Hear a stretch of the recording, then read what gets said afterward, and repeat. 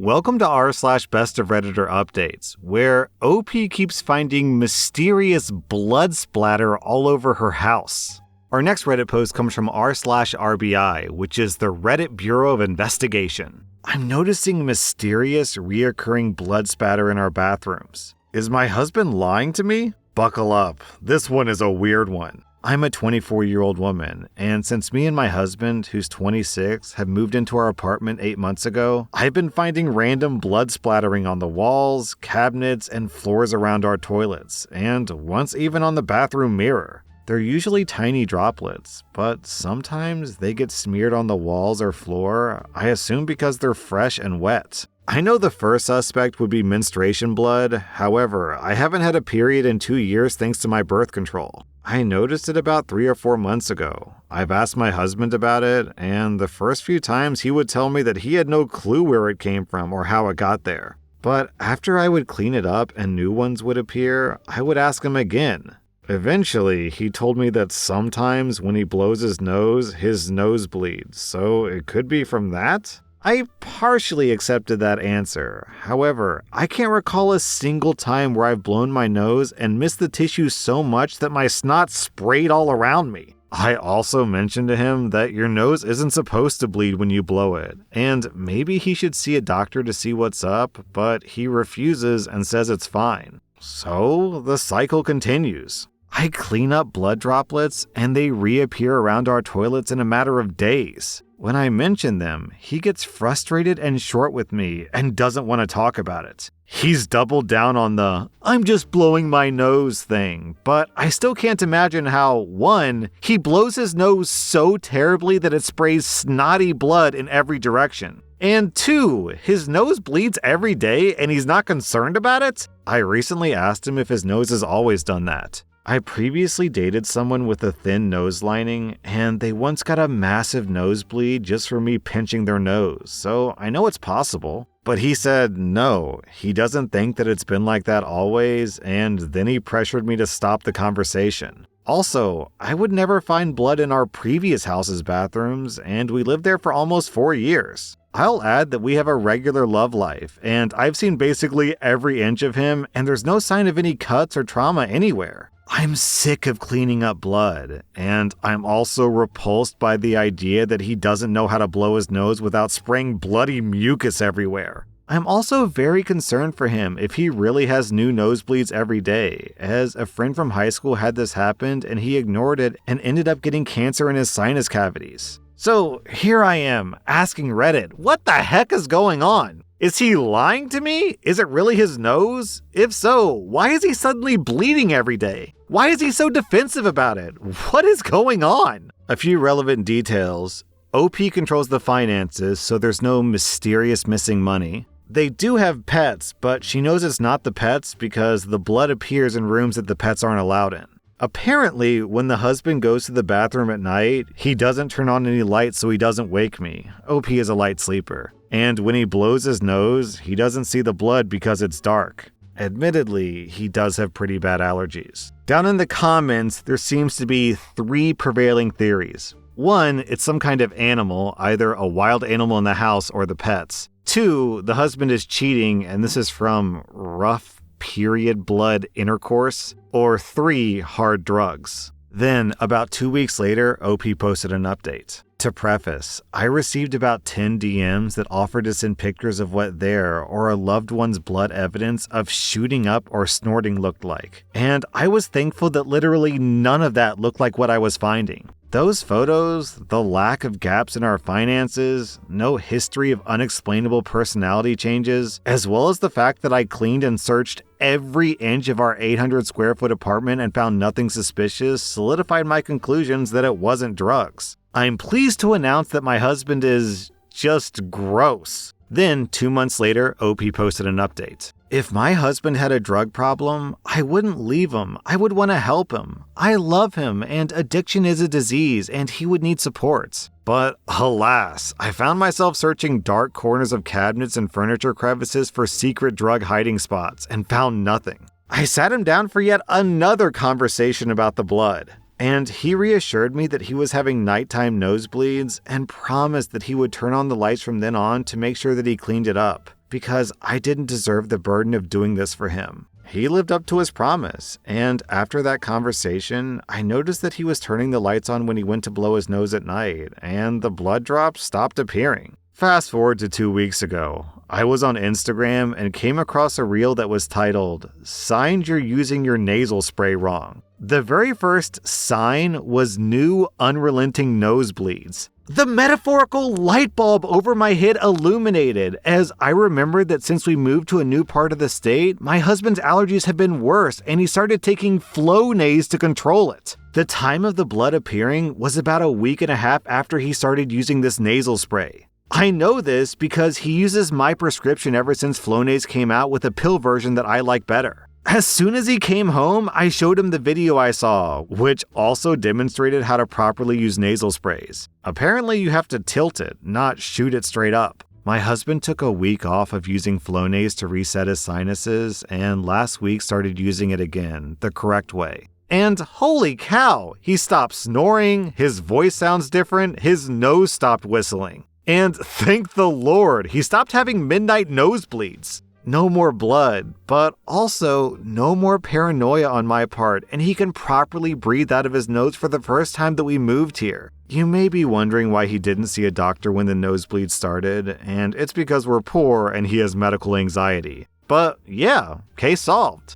In the original post, there were tons and tons of comments of people suspecting drug use, and admittedly, I'll be honest, that was my first guess too. I assumed that he was either using cocaine, which was causing nosebleeds, or he was shooting up, which is even worse, and that was causing the spray. So there were lots of people telling OP, this is drug use. You have to run, girl. Flee to the hills. So there's some alternate reality out there where a loving, caring marriage was destroyed because a bunch of Redditors told this girl to run when it was just nasal spray. How tragic would that have been? A happy marriage destroyed because of bad Reddit advice. Our next Reddit post comes from r/Am I the Butthole? Am I the butthole for expecting my boyfriend to pay rent if he moves in with me? This is a doozy. I've been dating Josh for a year. I'm a 24-year-old woman, and I should say that I don't ever want to be legally married. My boyfriend Josh is 30, divorced, and doesn't want to remarry. We also live in a place where there's no common law marriage. Still, we want to take things a bit further, and we're talking about Josh and his 2 daughters moving in with me. I own a 3-bed, 2-bath house in a nice area. Josh rents a 2-bed, 1-bath apartment, and his lease is coming up. My mortgage is $1,000 a month, and Josh's rent is $1,400 a month. It was important to me that we would have everything figured out before making the change, so there would be no surprises or disagreements about who pays for what. I figured that it would be unreasonable for Josh to expect to just live with me for free, especially since I'd be giving up one of my rooms so that his daughter could have a room. I suggested that Josh pay me $700 a month in rent, half of what he's currently paying. I would cover the cost of any home repairs, internet, garbage, etc. Then we would split utilities. Even though there's 3 of them and 1 of me, I don't mind splitting, since that would be about what I'm currently paying, I predict. And since I meal prep once a week, I would just get my own groceries and he could get theirs. When I laid everything out, Josh was very unhappy and said that since it's my house, he shouldn't have to pay rent, and that we should split groceries. I told him that he was welcome to buy his own house, and I would move in with him, happily pay rent, and rent out my own house. He was mad at me because he said that he's not in a position where he can buy a house.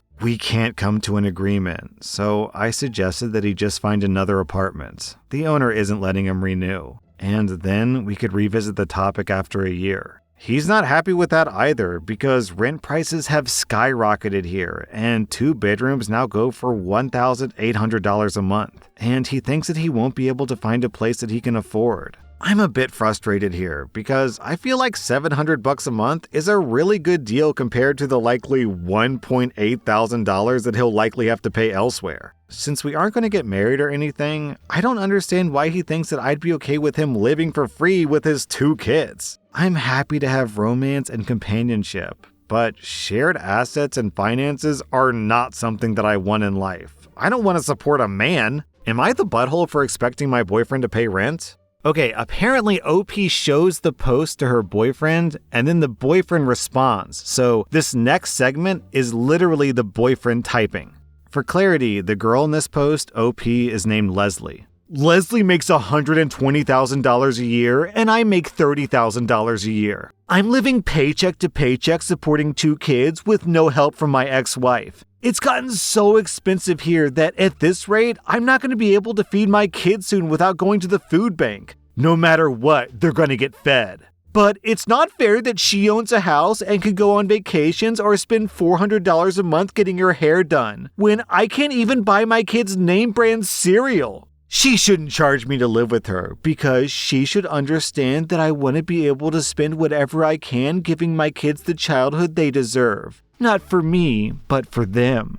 I think I read that post in a little bit of a too mocking voice. I have to admire the guy for trying to stick up for his kids. That's an admirable quality, for sure. However, the entitlement coming out of this post is pretty bad. Dude, do you not realize you're saving money with this deal? You're going from paying $1.4K in rent to $700 in rent. That's $700 saved. What? You can't buy name brand cereal with $700 a month? Anyways, OP posted an update. Thanks, Reddit. I owe you one, and I'm glad that I posted here. After a very loud and angry argument with Josh, I broke up with him. Despite pretty much everyone telling him that he was wrong, Josh insisted that I should basically support the 3 of them because it's what's best for his kids. He doesn't seem to understand that they aren't my kids, and no one's going to want to bankroll the 3 of them. At least no one with a brain. The point is, I'm young, good-looking, I own a house. I can do better than a broke single dad who has no education and a sucky job, who thinks that it's okay to mooch off me and scream in my face when I tell him no. I hope your next girlfriend is stupid enough to put up with you, Josh. No wonder your ex-wife left. Man, this dude was a doofus. What a doofus! He had a girlfriend making $120,000. Even just that alone puts OP way, way, way higher than the average girlfriend. Then on top of that, she's willing to let them move in. She's okay with him being a single dad. She's okay with giving him a huge discount on rent. OP's an amazing girlfriend, a fantastic girlfriend, and this guy just threw it away over $700. Man, what a moron! Our next Reddit post comes from rSlash Am I the Butthole? Am I the butthole for backing out of babysitting a friend's kid at the last minute? So, a week ago, I got a phone call from someone that I would consider a friend. We're not super close, but we're friendly, and we get together with the same group of friends a lot. She called and said that her kids were talking about how much fun they have with mine, and they wanted to know if we were free this coming Saturday, a week and a half away at the time. My kids really do like her kids, and I want to be better friends with her as well, so I said sure. She was relieved and said that her husband would be out of town and she needed a babysitter from 8 a.m. to 10 p.m. Geez, 14 hours?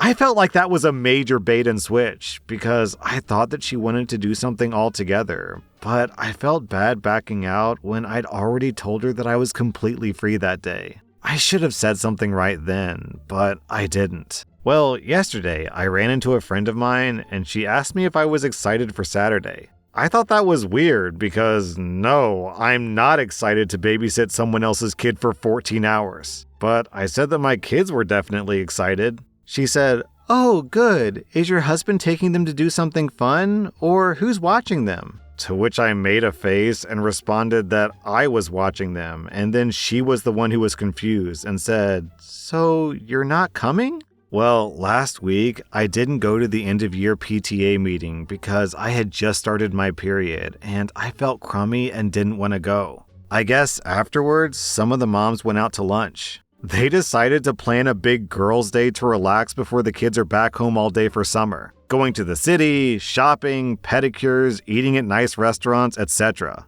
And when it was brought up that I would probably love to go too, this friend said that she needed to talk to me about some PTA stuff that I missed, so she would tell me about it when she called me. But instead, she decided to use me as her babysitter. So I called this friend and told her that I wasn't aware of the girls' day at the time and that I wouldn't be able to watch her kids after all. She asked if my husband could watch her kids, which was a no. She started crying that she really needed this, and what would she do now since her husband won't come home and it's too late to find someone willing to watch 5 kids for 14 hours with no pay? And then, once the tears weren't working, she just got angry. She said that it was rude to back out of a commitment just so I could selfishly do something fun, and how I'm an awful friend. My friends are all feeling super uncomfortable with the whole thing. We're all typically a very happy, drama-free friend group, so I know no one wants to take sides, and now I'm wondering if I even go at all. So, am I the butthole for backing out of watching her kids when I committed to it already?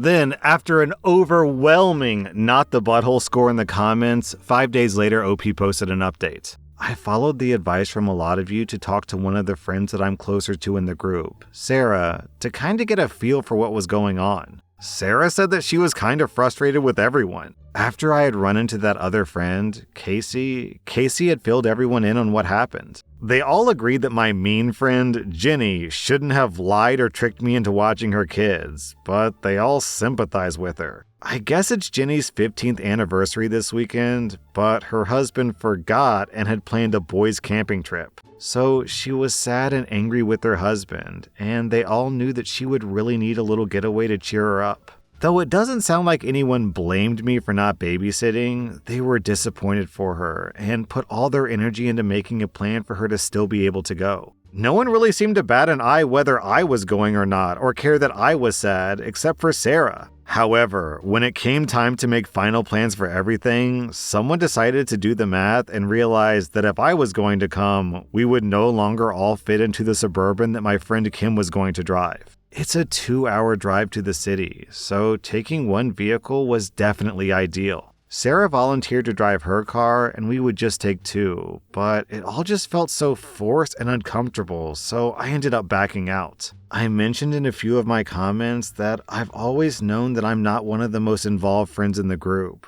but I've known most of them for almost a decade. So I guess I thought that there was more substance to our friendship than they all did. I don't think any of them have anything against me or dislike me, but I'm realizing that I'm just not that important to them. It was pretty disappointing, and it definitely opened my eyes. So this all happened on Thursday, and I'm not gonna lie, I was pretty heartbroken by it all. The next day, when my husband came home for lunch, he told me to hurry and pack an overnight bag because he had booked a hotel room for me and my sister-in-law to go have our own girls' night. His mom and sister pulled up an hour later so that his mom could watch the kids after my husband went back to work. And his sister, who's seriously just the best, had a great time with me during a 24-hour getaway. Some people can be real jerks. I just feel so lucky that my husband and family aren't. OP, I'm thrilled that you got a happy ending. L friends, W husband. That was r/Best of Redditor updates, and if you like this content, check out my podcast where I publish the exact same episodes. Also, hit that subscribe button because I put out new Reddit videos every single day.